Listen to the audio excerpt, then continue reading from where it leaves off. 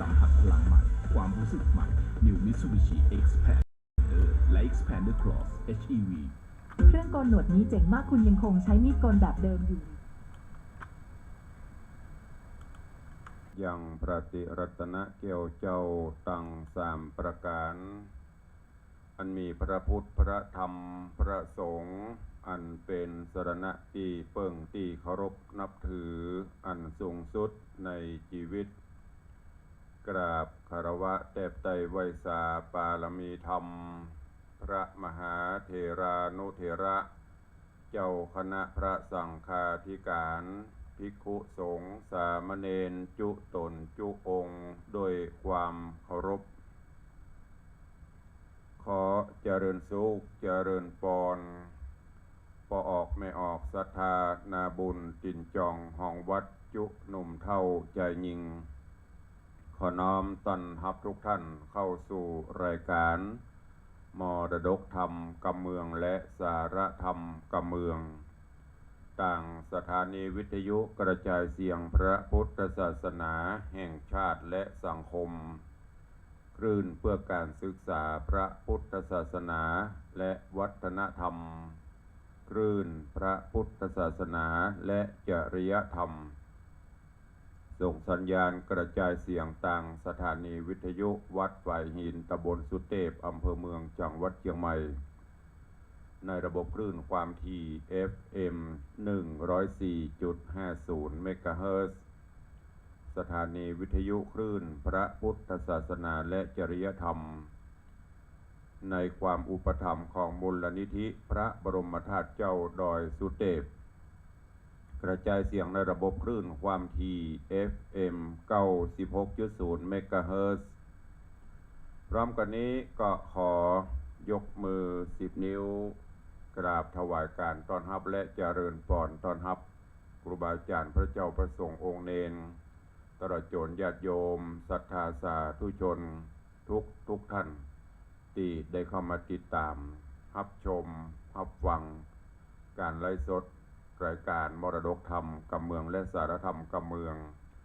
ต่าง Facebook ไลฟ์ของวัดวังสิงห์คำต่าง Facebook ไลฟ์ของธรรมะคลายเครียด Facebook ไลฟ์ของวัดฝ่ายหิน Facebook ไลฟ์ของท่านพระครูสมุวิศวัตรวรกิจโจ Facebook ไลฟ์ของธรรมะภาคเหนือ Facebook ไลฟ์ของแสงธรรมส่องใจและหน้าจอ Facebook ไลฟ์ของญาติโยมสาธุชน FC แฟนรายการทุกท่านที่ได้เข้ามาแล้วได้กดแชร์เสียงธรรมเสียงบุญนี้ไปยังกลุ่มเพื่อนๆของท่าน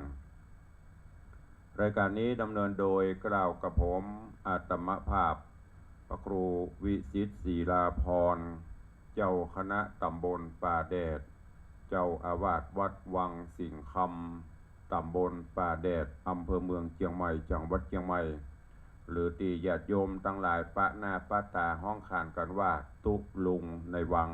เป็นผู้ดำเนินรายการก็ได้นำเอาธรรมะแบบปืนบ้านล้านนาภาษาท้องถิ่นแดนเมืองเหนือได้นำมามาจ๋ามาเทศนาญาติโยมทั้งหลายได้รับฟังกันส่วนหนึ่งก็เพื่อรักษาการเทศนาแบบปืนบ้านล้านนาเมืองเหนือส่วนหนึ่งก็เพื่อรักษาภาษาถิ่นภาษาท้องถิ่นกำจ๋าแบบพื้นบ้านล้านนาบ่ฮือมันได้สาบได้สูญหายไปขอกราบขอบพระคุณครูบาอาจารย์ท่านเจ้าเนอะตลอดจนพอออกไม่ออกศรัทธานาบุญทุกรูปทุกท่านที่ได้เข้ามาติดตามรับชมรับฟังต่างFacebook ไลฟ์สดก็ดีที่ได้ติดตามต่างบ้านต่างจองก็ดีเนอะก็ปะกันเป็นประจำตั้งแต่เวลานี้เป็นต้นไปในตอนนี้ต่างหน้าจอ Facebook ไลฟ์ก็กำลังหลั่งไหลกันเข้ามาบางเทื่อก็อาจจะมีภารกิจการงานทำกันไปเนอะหรือบางท่านก็อาจจะขับรถขับรางไปภารกิจไปปฏิบัติกิจต่างๆก็ขอให้เป็นวันแห่งความสุข เดินต่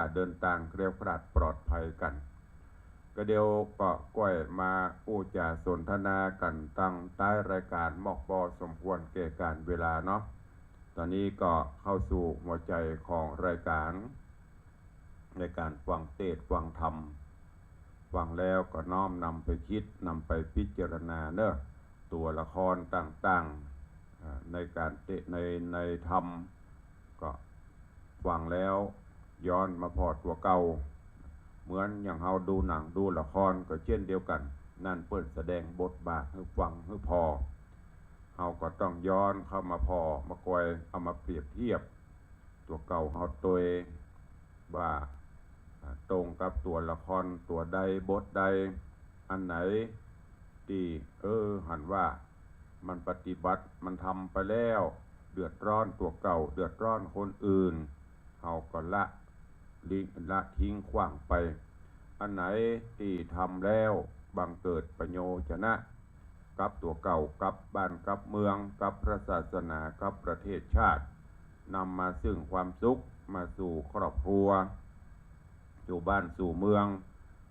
สันติสุขเกิดขึ้นอันนั้นก็ควรที่จะปฏิบัติเนอะพระธรรมเทศนาที่ได้นำมาเทศน์ให้ญาติโยมทั้งหลายได้รับฟังกันก็คือเรื่องของกรรมพระมาดำนิยายธรรมที่มีสาระมีข้อคิดเรื่องราวต่างๆนานาได้ดำเนินการเทศนาผ่านไปแล้ว3 กันด้วยกันวันนี้ก็จะได้ขึ้นสู่ยังผูกที่4ในตอนก่อนในผูกที่3ก็กำลังถึงที่โพธิสัตว์เจ้าตุกตะหลังจากที่ได้มาเป็นเขยหรือว่าเป็นกู้ของสุปัจจาลูกของปอพญาเจ้าเมืองพรหมทัตหลังจากที่ได้มาเป็นกู้เป็นกิมกันแล้วก็โดยความสุขบ้านบันใจมาพ่องอยู่มาวันหนึ่งเคยตึง6 คนก็จะปากันไปก้าไปขาย ไปก้าไปขายล่องสะเปาไปก้าไปขายต่างบ้านต่างเมืองอย่างนี้ก็ทราบมาถึงหูของตุกตะเขยที่7ก็ให้ไปตัวเองไปโกดปีเขยถึง6ไปก้าไปขายต่างบ้านต่างเมือง ขอประทานอภัยเนอะอากาศมันเปลี่ยนแปลงก็เลยลบเร้าฮือที่หญ้ากับสุปัจจาไปขออนุญาตกับป่อพญากับแม่พญาตลอดจนขอไปตัวปีเคยตึง6 คนเคยตึง6ก็บ่ค่อยขึ้นไปเนี่ยจะได้ก็เลยลบเร้าฮือกับแม่เฒ่ากับเมียเนี่ยไปขอกับป่อพญาฮือสั่งฮือกับ6 คนปาไปตัวเนี่ยใดบ่ได้มันจำเนี่ยใดก็บ่ได้คัดขืนคำสั่งอาญาบ่ได้ก็จำเป็นต้องยอมไปตัวตอนนี้กำลังจะไปก้าไปขายไปเสาะปัจจัยไปเสาะเงินเสาะคำสร้างฐานะรักฐานกับครอบครัวเรื่องราวของกรรมพระมาดำจะเป็นจะได้เชิญชวนทุกท่านติดตามรับฟังในผูกที่4ตอนต่อไปณโอกาสบัดนี้ นะโมตัสสะภะคะวะโตอะระหะโตสัมมาสัมพุทธัสสะ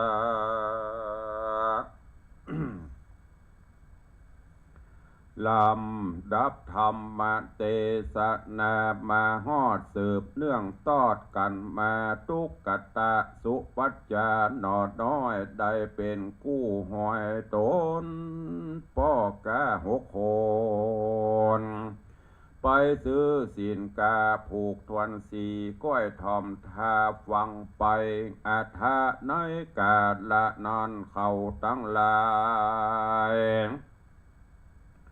ก็ตอบว่ามีตังวัฏฐาแผ่นพาน้ำกาหลายสิ่งหลายอันขอป้อนายบานจริงนำเอาหมู่เฮาตังหกเขาเฝ้าพญาเจ้าแห่งต้านบัดนี้แดเต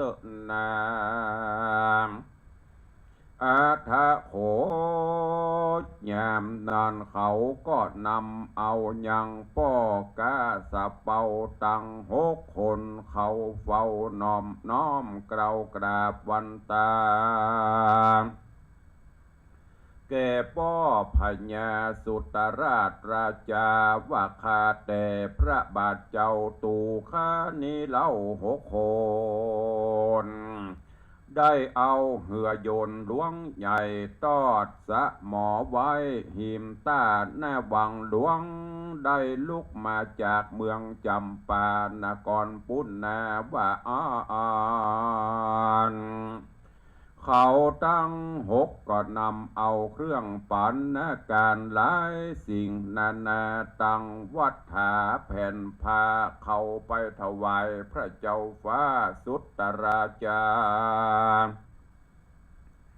แล้วก็นั่งอยู่อันควรแก่ตนก็มีแลสักกะพานิโยอันว่าป้อกาสะเป่าตังหกก็กราบไหว้สาม ยังป้อพญาสุตราชาอันว่าพญาจำปานกรได้โปงอาจยาฮือหมู่บาทเจ้ามากะขาย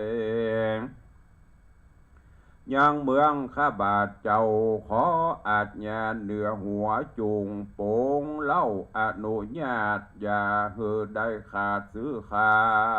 ยตามเปิงใจแดเตอในเมื่อพญาสุตราชาโปงอาจญาอนุญาตดังเขาตั้งหกก็มีใจมันโจมจื่นยินดีราชาอันว่าพญาสุตราชาก็ผู้จะป่าใสกับโดยป้อกาสะเป่าตังหกว่าดูราป้อกาสะเป่าเจ้าฟ้าเหนือหัวเฮาแห่งสู่เจ้าเกิดพรหมตาตาอ่านนาเต้าแห่งเมืองจำปายังก้อยอยู่ตีขาหันสาหาพญาธิโรกาบ่ได้อันจะเรือ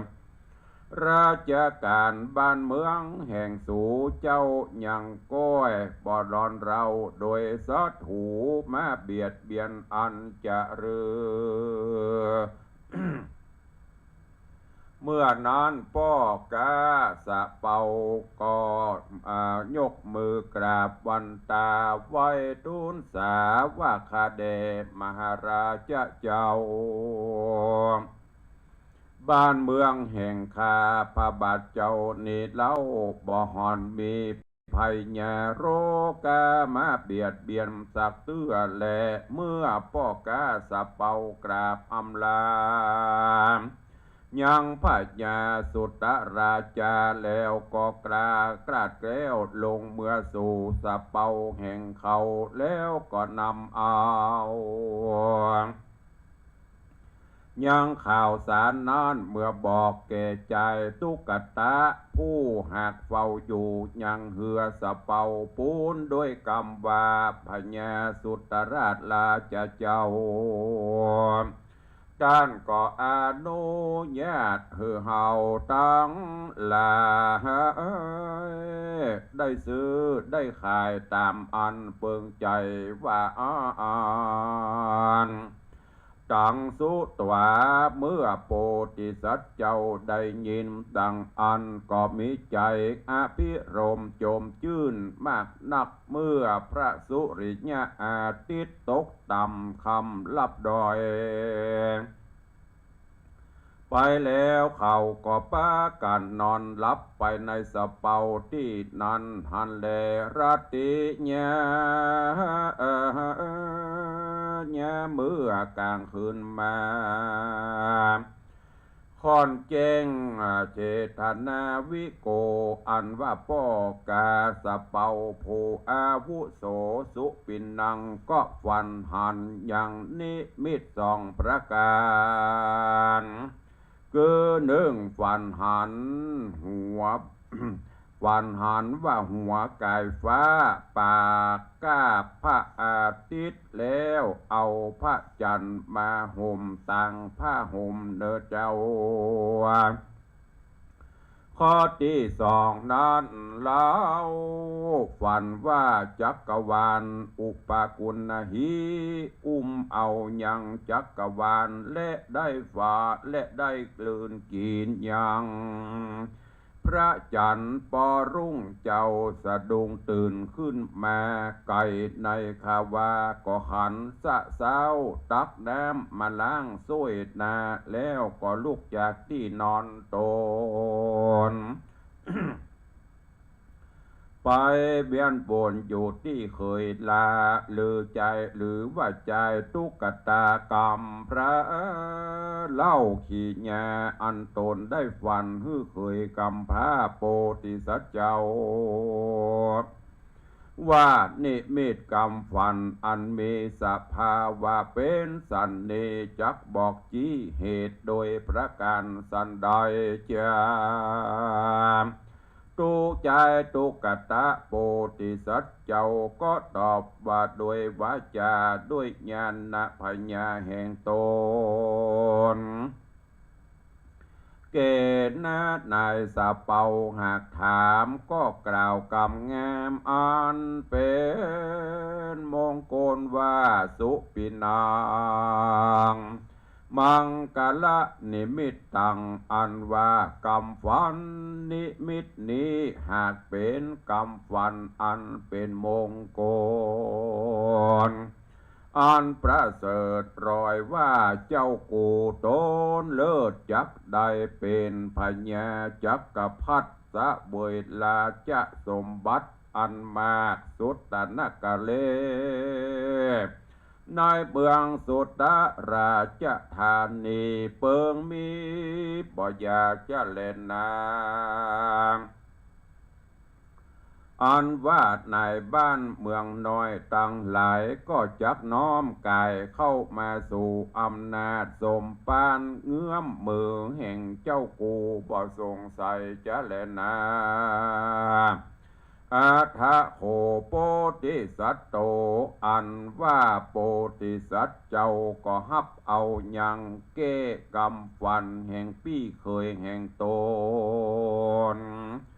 ว่าสาธุดีและขอฮื้อใดดังกรรมปี้เป็นเจ้าหากเก่านันเตอเตนาวิโกอันว่านายสะเปา อันเป็นหัวหน้านั้นจริงกล่าวแก่โปจริงกล่าวแก่โพธิสัตว์เจ้าว่าดูราน้องเคยละแห่งกูปีเฮยราชาอันว่าพญาเจ้าผู้เป็นใหญ่ในเมืองสุตตาราชธานีที่นี้ท่านก็โปร่งพระราชาอาจญาฮือแก่เฮาตั้งหลายแล้วแม่นว่าเจ้ากูผู้เป็นเขยจักมีความประสงค์ใครใดของลุ่มไตในเมืองนี้ฮือหาไปตามเปิงใจแก่เจ้ากูเตอะบาดนานนายสะเปาก็นิมันตนาเอาพระมหาสัจเจ้าออกจากเหือสะเปายังเมืองสุตานกร โอโลเกสีมหาสัจเจ้าก็จะเดินไปตามมักกาหนตางอันดาระดาษดีงามเต็มไปโดยดอกไม้นานาประการมีตังเป้าตาลกล้วยอ้อยลูกส้มอร่อยของหวาน ในส่วนอุญญาณที่นานเจ้าก็ไปโปปะใส่ยังแย่เท่าผู้หนึ่งอันเป็นจะหักษายังส่วนอุญญาณที่หันสาไอยกาอันว่าแย่เท่าจะส่วนผู้นั้นนะ พิสวากันว่าสัตตาหันยังมหาสัจเจ้าอันมีใจอันสิเนหาหากใครโจมจืนยินดียิ่งนักก็กล่าวตักซึ่งมหาสัจเจ้าตานาตาดูแลเจ้าหลานฮักเจ้าลุกจากเมืองใดมานั้นจางหังอันว่ากูเนี่ยนี้ก็ยังมีกรรมละนึกกึดถึงยังเจ้าตุกคำเจ้าคืนวันบาดนี้เป็นแต่หน้าบุญอันเนี่ยหากใดกระทำมาแต่ชาติก่อนกูเนี่ยจริงใดมาพบหลานในบ้านเมืองที่นี่เองขอเจ้าหลานเนี่ยอย่าได้ลบหลีกลี่ไปต่างใดขอเจ้าหลานฮักจงอยู่กับอีแง่นี้นามหาสัตโตอันว่ามหาสัจเจ้าก็กล่าวซึ่งอีแง่ว่าโหไอแง่อันข้าแก่แง่เป็นเจ้าที่ข้าได้มาพบอีแง่บัดนี้นาข้าหากห่วมมากับพี่เคยตั้งหกได้มากาสะเปาจริงได้มาฮอดมาถึงมาเติงบ้านเมืองที่นี่จริงได้มาพบใส่อีแง่แห่งคาและเมื่อมหาสัจเจ้ากล่าวซึ่งเนี่ยเท่านั้นแล้วอีเนี่ยก็เข้าไปในเฮือนแห่งตนไปยกคนเอาอย่าง ขันโตกเขามีตังหมากเมี่ยงปูยาน้ำต้นสุคนทาเอามาตอนฮับแก่มหาสัจเจ้าหันแลมหาสัจเจ้าก็สะเวยยังเข้าน้ำโภชนะอาหารอิ่มน้ำสำราญแล้วก็ฟูจะพาสะไหลกับอีเนี่ยไปมาโดยถ้อยกรรมอันเป็นมงคลเนี่ยฮืออีเนี่ยบังเกิดสิเนหาฮักใครยังมหาสัจเจ้าประโดดจะดังลูกเต่าอันเกิดจากในอกแห่งตนนั้นแต่ดิเลมสุดนักขาการหางไอยางอีญาเท่าก็มีแม้ดำปอดตัวหนึ่งอันดำมิดไปตัวตึงมวนตั้งตัวบ่มีแม่ดำตัวใดในพบจักงดงามเสมอเหมือนบ่ได้ จริงกล่าวแก่มหาสัจเจ้าวาตาปิญะนัตตาดูราเจ้าหลานฮักแห่งอีญาหลานฮักมหาญาติเนญาก็บ่มีสิ่งอันใดมาแบ่งปันฮือแก่หลานญาจริงมีก้ามาดำปอดตัวหนึ่งญาจะขอมอบถวายฮือแก่หลานเอาไปเลี้ยงดูเอาเตอถ้าเอาว่าเตอลำนาวันลูนหมาตัวนี้จักหากมีกู นำหนุนโจกลาบมาสู่ลานฮักจุงจักมีไปแน่ปุ้นจะเลมหาสัตโตปฏิกันหามิมหาสัจเจ้าก็ฮับเอามาดำปอดตัวนั้นอันอีเนี่ยหากนำมามอบฮือแก่ตนยามนอนเจ้าก็มีความสงสารฮักใครเอ็นดูสูตรนักขาการหังยังมาดำปอดตัวนั้นยิ่งนักก็มีวันนั้นแหละนาเนติตังขีญาสังวันนาจาห้องเหตุธรรมเทศนาสุนัขกันหากำพระมาดำผูกทวนสีก็บังโกมสมเรศเดช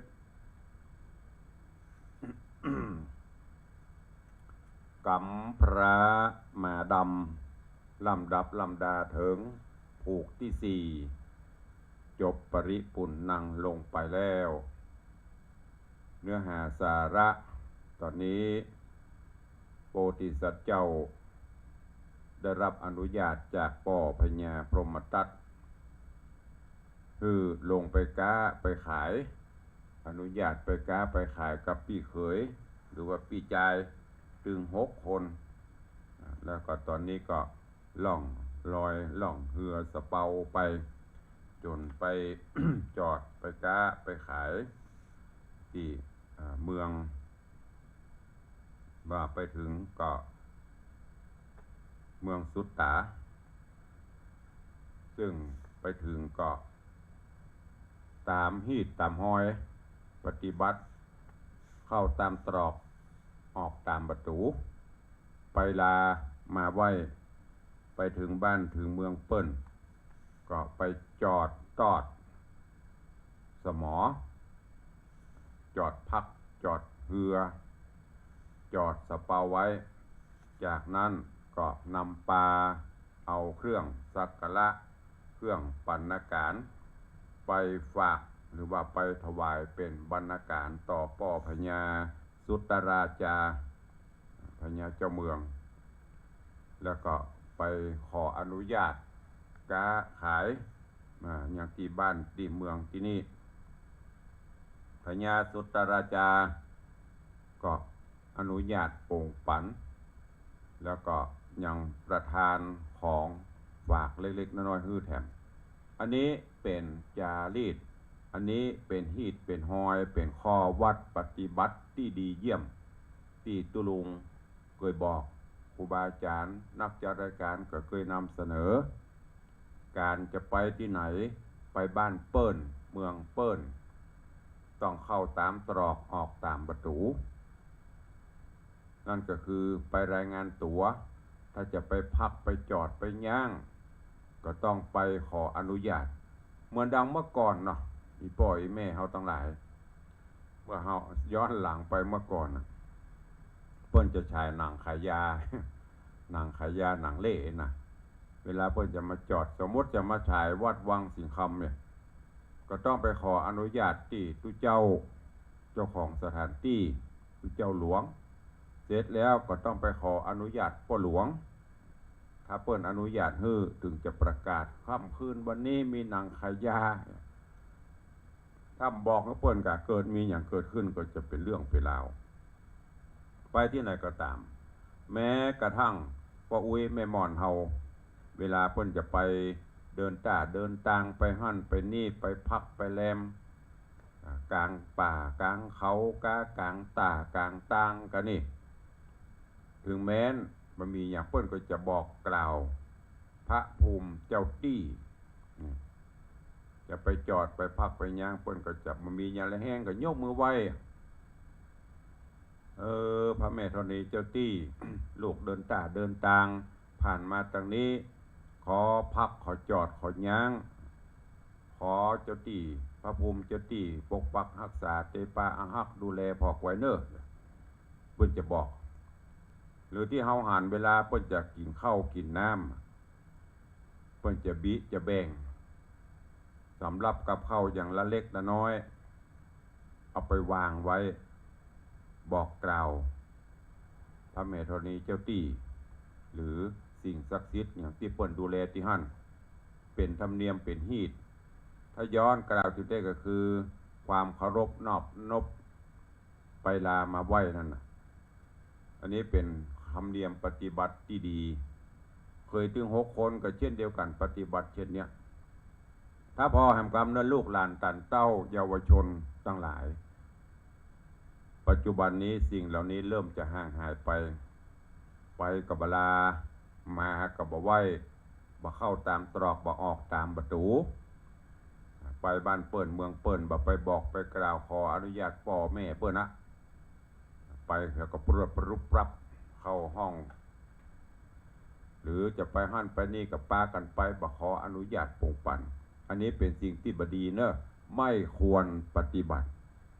ไปบ้านเปื้อนจริงแรกที่ไปถึงบ้านก็ต้องไปไหว้ไปรายงานตัวต่อพ่อแม่เปิ้นจะปีกก็ฮือลาเนี่ยพอไปลามาไหว้เกิดวันนั้นเคาะหามยามหายของบ้านเปิ้นหายโลเอาไปแล้วเอาบลาโอ้บักอ้ายนักกะมาลูกอีแก้วอีคำนักกะมานี่ตู้เตื้อมันก็บ่หายนะมาตัดเฮาเนี่ยจะโดนไปลามาไหว้เปิ้นก็พอโอ้มีหยังกะเปิ้นก็โอยปอนึงแหมเพอได้สตางค์กันลดตัวนะบ่เชื่อลองปฏิบัติพอโอ้ลูกไผลูกอีแก้วก็โอ้จะปีกกับแม่อ้อนี่ต่างกันลดเนอะอันนี้ไปซื้อน้ำเด้อลูกเด้อแต่ถ้าบ่ลาบ่หยังนี่โดนแจ้งตะก้นนะอันเนี้ยเคยถึง6 คนก็ไปลาไปอย่างที่ได้เปิดกับพระราชทานของฝากคือโดยอนุญาตโป่งปั่นจากนั้นก็นำข่าวนี้มาบอกคือโพธิสัตว์เจ้าตุกตะใจตุกตะก็ดีใจและปลายปอพี่เขย หรือว่าหัวหน้าสเปาพี่เขยก็มาฝานหันแหมเมื่อคืนนั้นหลังจากที่ได้รับอนุญาตแล้วได้ลงมาพักมานอนก็ได้เกิดนิมิตปกาสเปาหัวหน้าปกาถ้าจะเป็นเคยเก้าพุ่นนะก็ ฝันอยู่2 ประการด้วยกันฝันหันเอาหัวกายฟ้าเอาปากกาบตะวันหรือพระอาทิตย์เอาหัวกายฟ้าเอาปากกาบตะวันแล้วก็เอาพระจันทร์หรือว่าเดือนเอาพระจันทร์มาห่มต่างผ้าห่มอันนี้ฝันข้อที่1อันที่2ฝันว่าเอาอย่างจักรวาลโลกจักรวาลนะเอาแล้วก็ลืนกินพระจันทร์จนกระทั่งลูกเจ้าสะดุ้งตื่นขึ้นมาก็เอาคำฝันเนี่ยไปไปจ๋าไปบอกฮือตุกตะเคยเล่ากำฝันนี้ให้ฟังตุกตะโพธิสัตว์เจ้าก็เอาคำฝันนี้มาคิดพิจารณาแล้วก็ได้ตักได้ตวายได้กล่าวชี้บอกว่าโอ้คำฝันนี้เป็นคำฝันที่ดีเนอะด้วยญาณของเปิ้นก็มาแล้วนึกถึงคำฝันที่ดีอนาคตการไปหน้านี่จะได้เป็นเจ้าบ้านเจ้าเมืองปกครองบ้านปกครองเมืองเมื่อหูจะนี้แล้วพอได้โอกาสเวลากินข้าวน้ำจำข้าวงายกันแล้วถึงเวลาที่จะต้องไปละไปขายครัวของที่บรรทุกมาในสเปาจะเอาไปค้าไปขายเคยถึง6 คนเพิ่งกลับไปค้าไปขายป่งหาป่งก้อนของไผ่ของมันไปเคยล่าหรือตุกตะโพธิสัตว์เจ้าก็ไปแห่งที่1ไปปะใส่แม่ย่าไม่เท่าผู้ดูแลสวนอุทยานพอไปหันไปปะใส่กันก็คงจะด้วยบุญในอดีตชาติปางก่อนหันหน้ากันก็มีความปฏิภาคอินดูฮักใคร่เหมือนดังเป็นญาติสนิทชิดเชื้อเหมือนดังเป็นลูกในอกลูกในท้องในไส้แม่ย่าก็สัตตาหันใส่มีใจปฏิภาคอินดูฮักเหมือนลูกเหมือนเต้า จากนั้นก็ถามกันถามสารทุกข์สุขดิบอันนี้แหมอันหนึ่งญาติโยมทั้งหลายคนเฮาจะพบกัน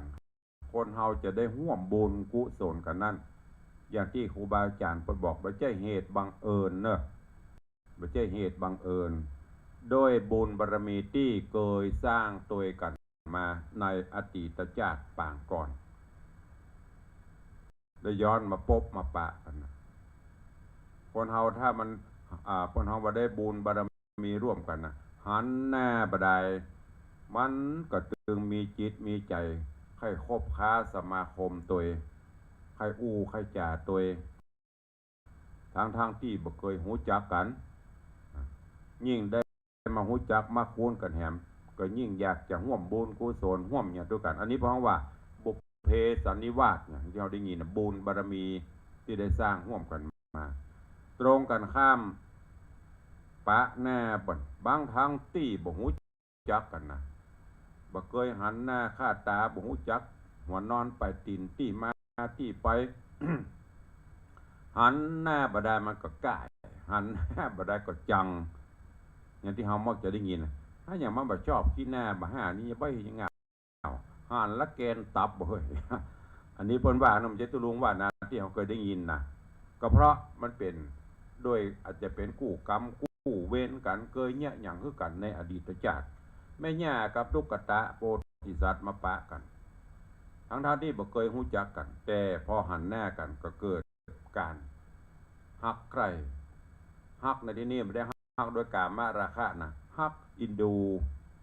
จนกระทั่งทำไปทำมาเอาข้าวน้ำมาสู่จูกันกินแล้วแม่ย่าก็ว่าโอ้หลานเหย หลานมาหาแม่ย่านี่บ่มีหยังฝากนะลูกเนอะหลานเนอะแม่ย่าเลี้ยงบัดนี้นี่ก็หมาดำปอดตัวเดียวหมาดำปอดนี่คือดำปิดปีดำบ่มีติตินะตาก็ดำขนก็ดำตั้งแต่หมดเล็บตั้งแต่เล็บเลยเนี่ยมันก็เขี้ยวแล้วก็ดำหมาดำปอดตัวหนึ่งแม่ย่าจะมอบให้หลานเนอะเอาไปไว้เลี้ยงดูมันเตอะในอนาคตการไปหน้าอาจจะได้เปิ้งได้ปะได้ปิงมันเนอะเอาไปเลี้ยงตุ๊กตาโพธิสัตว์ก็ฮับเอาไม่ได้ปฏิเสธนะถ้าเป็นเฮาเนี่ยมันจะเราจะเดือดโอ้อันอย่างมีบ่ฮื้ออาหมาบ่ฮื้อกูแต่นี่เปิ้นดินดีเพราะเปิ้นฮื้อโดยใจอย่างก็ได้ที่เปิ้นมอบด้วยใจไม่ปฏิเสธด้วยความเต็มใจตอนนี้หมาดำได้มาอยู่กับโพธิสัตว์เจ้าเรื่องราวของกรรมพระหมาดำจะเป็นจะได้ตอนนี้เข้ามาอยู่ละจะต้องผจญชะตาอะไรต่อไปเชิญญาติโยมทั้งหลายติดตามรับฟังกันในตอนต่อไปในภูกที่5เนอะวันนี้ไปแต่เพียงเท่านี้กราบขอบพระคุณเนอะครูบาอาจารย์ก็จะเข้าสู่โหมดท้ายรายการวันนี้ก่อนที่จะเข้าสู่โหมดท้ายรายการก็ขออนุโมทนาบุญกับญาติโยมสาธุชนทุกท่านเนอะที่ได้ร่วมโมทนาบุญกับต่างวัดกวานี้ขอบคุณอนุโมทนาบุญกับโยมแม่สุพัฒน์เอี่ยมเจริญเนอะโยมแม่สุพัฒน์เอี่ยมเจริญพร้อมครอบครัวได้ร่วมโมทนาบุญในการสมทบทุนสร้างกุฏิสงฆ์หงหลวงของวัดจำนวน500 บาทสาธุอนุโมทนาบุญด้วยวันนี้ก็1 มีนาคมแล้วเด้อจากนี้ไปก็แถม45 วันแถมเดือนเกิง45 วันก็จะถึงปีใหม่เมืองแถมละโวยการเวลาก็ผ่านโปนไปป๊อบแป๊บป๊อบแป๊บก็มีอีพ่ออีแม่เนอะถามมาอย่างถามว่าปีนี้ตุลุงจะจัดทำไม้กำปีใหม่ไม้กำสลีกำโจกชะตาเสริมปรมีธรรมก็มีเช่นเดิม ตามที่อีป้อยแม่เคยปฏิบัติเนอะไม้กำหลวงไม่ใช่ไม้กำนิ้วนะนิ้วน้อยเนี่ยกำเมืองนิ้ว น้อยมันก็ไปตามระดับของเพื่อนเนาะอันนี้ไม้กำหลวง ไม้กำใหญ่กำโจกจะตาภัยที่เคยปู่โจมปู่จาปีนี้จะปู่จาแหมสืบจะตาอายุไปแหมปีงก็เจริญปอนเนอะเล่มละ500ก็จะมีเตียนมีตุงประกอบฮือตัวเป็นชุดใหญ่ใครจะเป็นเจ้าภาพใครจะปู่จาก็แจ้งข่าวมาแล้วก็จะได้ฮือผู้เฒ่าผู้แก่เปิดจัดทำเตรียมฮือถึงวันปีใหม่ได้มาก็ดีไม่ได้มาตุลุงก็จัดการเหมือนดังที่เราได้ปฏิบัติกันมาทุกปีเนอะอันนี้ไม่ได้บังคับเนอะสุดแล้วแต่ใครจะเป็นเจ้าภาพก็แจ้งมาได้ใครจะบูชาเจ้าที่บ้านเฮาก็ตามใจแต่นี่ญาติโยมพ่ออุ้ยแม่มอนเปิ้นถามตุลุงก็นำมาแจ้งฮือว่ามีเหมือนเดิมใครจะเป็นเจ้าภาพก็จับจองแจ้งตั้งแต่บัดนี้เป็นต้นไปเพื่อที่จะฮือคนเฒ่าคนแก่เปิ้นได้จัดได้ทำเตรียมไว้ฮือเนอะตลอดจนที่จะให้จะหอมปัจจัยต้นเงิน ที่จะตานสมทบสร้างโฮงในวันวางศิลาฤกษ์ต่างวัดก็มอบวัตถุมงคลพระผงชุดเบญจภาคีซึ่งได้จัดทำขึ้นเมื่อเฉลิมพระเกียรติพระบาทสมเด็จเจ้าอยู่หัวด้านหลังก็จะมีเป็นพปรเนอะแจ้งทุกท่านตัวเอาละน้องขออนุญาตไปตักไปตายตั้งบ้านตั้งจองตั้งหน้าจอก่อนตั้งหน้าจอ Facebook ไลฟ์แล้วกำเดียวก็จะได้ไปตักไปตายตั้งบ้านตั้งจองวันนี้ก็ญาติโยมศรัทธาเข้ามาติดตามกันหลวงหลายเนาะตั้งหน้าจอแต่ตั้งบ้านนี่ก็ม้วนเด้อจะหลายหมู่ตั้งบ้าน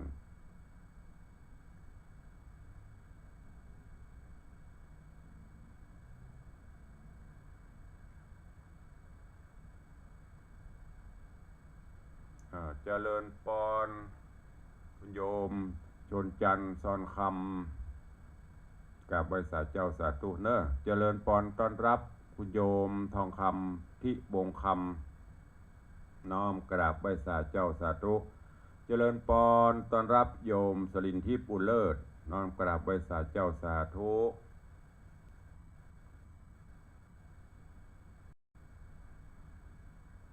อันนี้วงเป็นภาษาอังกฤษนะอ่านยากวงอะไรอย่างกราบนมัสการพระอาจารย์ครับสาธุเนอะเดี๋ยวจะไปสะกดแถมกรรม สะกดภาษาอังกฤษมันอ่านว่าจะรวยถ้าเป็นไปได้พิมพ์เข้ามาในเมสเซนเจอร์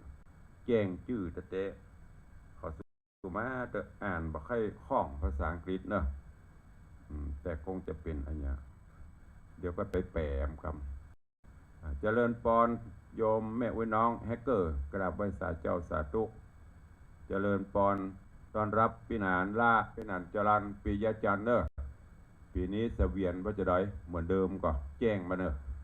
เดือนหน้าละวันนี้วันที่1จะว่าเมินอยู่ตุลุงแบบเมินนะ40 กว่าวันแป๊บเดียวก็ถึงละเจริญปอนยมพี่อัญชลีคำกิติสาธุเจ้าเจริญปอนยายเอ้ยดอยซิวเจริญปอนโยมพี่ชิดชบาแม่เลี้ยงชิดชบา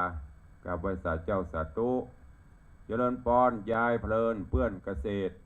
กราบบริษัทเจ้าสาธุเจริญปอนเนอเจริญปอนพิธาจารย์นักพูดชื่อดังพินันอิสมเตปินพินันอิสมเจ็ดสีสาธุครับเจริญปอนพินันเนอวันนี้ไปฮัลโหลตอนใดกะโยสันนิสิโนวลาโปทิมูเลมุลพินันบริเวณตานกับม่วนอู้กับม่วนนะเจริญปอนโยมขวัญอินทยศกราบใบสาครับผมตุลุงสาธุเนอเจริญปอนโยมประพักกราบใบสาเจ้าเจริญปอนเนอเจริญปอนโยมจันสายแปลงหลวงกราบใบสาเจ้าสาธุเจ ริญพรโยมปฐมาแจมโรอันนี้ที่อ่านได้นี่คือมึงเงินละก็เลยจำได้ละเจริญพรเนอะโยมประสิทธิ์ทิพย์วันไวสาครูบาอาจารย์ครับเจริญพรเนอะวันนี้ทำงานก็จ๊ะ นี่เพิ่นทำงานอยู่ที่โรงพยาบาลเชียงใหม่รามเจริญพรพ่ออาจารย์เหมือนกันพ่อหลวงพ่อกำนัน พิธาจารย์ชนภัทรอุดมสิริโชคโอ้งานเปิ้นนักกว่าตุลุงกว่าเด้อหันเปิ้นลงเฟซเดี๋ยวกลับไปขึ้นขันท่านพ่องเป็นพิธีกรพ่องหลายตำแหน่งนะโอ้ถ้ามันมีที่ไว้ก็เอามาปักต้นหอมโฮงตุลุงสักต้นเนอะพ่ออาจารย์เนอะสาธุบุญรักษาเพิ่นบอกว่าเก้าบริษัทตุลุงเสียงทองไม้ทองคำการพ่ออาจารย์อยู่วันนี้พ่ออาจารย์ได้หูกี่งานตุลุงประสักปีวันนี้ เจริญพรโยมแม่เกียงคำรุ่งไพโรธอันนี้ก็พูดติดตามจันทร์พระมหาวิษณุดูแลวัดวาอารามทำสำรับกับเขาอนุโมทนาบุญนะแม่เกียงคำเนอะสักวันจะไปจิ้มฝีมือนะ เจริญพรโยมสุพิษตาประพันธ์สุพิษก็ว่าสุพัฒสุพิษกันเนาะสาธุเจ้าอ่านถูกพ้องถูกพ้อง สูมาอภัยเนอะมันได้จบเอกอังกฤษนะจบเอกแก่งโฮฮะ เจริญพรโอ้ยถ้าไปตักเสร็จไปแล้วแป๊บมันไปตอนใดตอนเบาหมดละนะใจไอ้ก็คล่องนะต่ำจะน้อยให้เสียหมด เอาไปพอตอนในคอมใหญ่ถ้าไปต่ำเสียตัวน้อยนะให้เสียไปละแป๊บเดียวนะมันเหมือนละอ่อนไปรุ่นนะละอ่อนนี่เขาเก้ขึ้นมาปุ๊บเดียวพระเจ้านี่ตาตุลุงจะล็อกแรกหัวใจอย่างเนอะมันต้องพอหลายตีตึงโน้ตตึงโทรศัพท์หน่อยตึงเครื่องทรงนี่แสงบ่ค่อยพอเจ้าก็แสบตาอยู่ เจริญพรโยมสุรัตน์เสาคำโยมตู่เนอะเข้ามาติดตามครับโยมมาฟังอยู่ขออนุโมทนากับทุกท่านเนอะ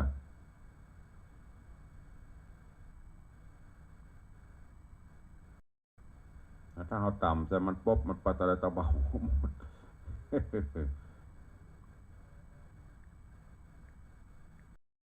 อ้าวต่างบ้านไปต่างบ้านต่อต่างบ้านต่างจองต่อใครจะอู้จะเอ่ยกับตุลุงตอนนี้ก็เข้ามาเนอะ0817836540ทางหน้าจอกระเดียวตุลุงจะตัวไปคอมเมนต์เนอะมาแล้ววันนี้ยังแควนเนอะก่อยมากองแล้วแป๊บ ๆ มังเกนกันเนี่ยกระบาลเจ็ดหยอดมันตึงดวนจีดอกไปรษณีย์จ่าสาธุเนอะอนุโมทนา จากเมืองแกนพัฒนาเข้ามาเป็นสายแรกเจริญพรแม่เลี้ยงโดยแม่เลี้ยงแม่คือฮะไม่รู้แม่มาฟังอยู่เด้อฟังอยู่เนอะเจ้าไม่รู้อย่างหายฟังออกนี่อย่างไม่ที่อยู่ตรงเลยจ้ะก็การมันบัดเติงมันก็เปลี่ยนไปตามสภาวะการมันกันไหมถ้าการมันเติงมันก็สั่งใส่เจ้าการมันบัดเติมก็ขัดแบบหายขัดแล้วกันถ้าตั้งสถานีไหมตั้งสถานีหรือว่าตั้งไอ้คลื่นอากาศเป็นยังอดฟังไปแต่ฟังได้อยู่เนาะได้อยู่เจ้าไม่เจ้านี่ฟังก็ดีอยู่เจ้าสาธุเนอะอนุโมทนาเตรียมจะตังเป็นเจ้าภาพไม่กำอนุโมทนาสาธุเนอะสาธุเจ้าอ้าวเจริญพรเปลี้ยงพรชัยพรตรีไปสาครับเจริญพรมาได้ไปหาเงินเลยเดี๋ยวดูได้มาใกล้ปีใหม่ละกุฏิเต้เหรอครับยังไม่ได้สูตรได้ถอนแต่เก็บของแล้วล่ะกำลังเตรียมความพร้อมครับใกล้จะได้นี้ล่ะแม่บอกเงินเพิ่นเดี๋ยวหอมกุฏิห้องหลวงไปก่อนปันนี่ว่ะสาธุไป ก็หน้ากระตานต้นเงิน ที่จะตาน อ๋อ เอาไม่เท่าพอเท่ากะ ครับประธานไม่เท่าครับ ต้น999ป้านในเด้อ ครับ ที่จะตานบนบางศิลาฤกษ์พุ่น ครับครับ ครับสาธุอนุโมทนาเดชตุลงจะจดเนอะ ครับครับครับครับ สาธุ ครับ ขอบคุณพ่อเท่าพงษ์แม่เท่าบัวเงินบุญชัยร่วมถวายต้นเงิน1 ต้น 1,000 บาทอนุโมทนาเจริญปอน แล้วมาตรการครับปลูกเตือนพันธุ์ โอ้แหวนพันแท้มาเดียวเอาสาธุอนุโมทนาเนอะ โทรหากำลังใจท่านนะครับ สาธุครับ ครับนมัสการ เจริญปอนสายต่อไป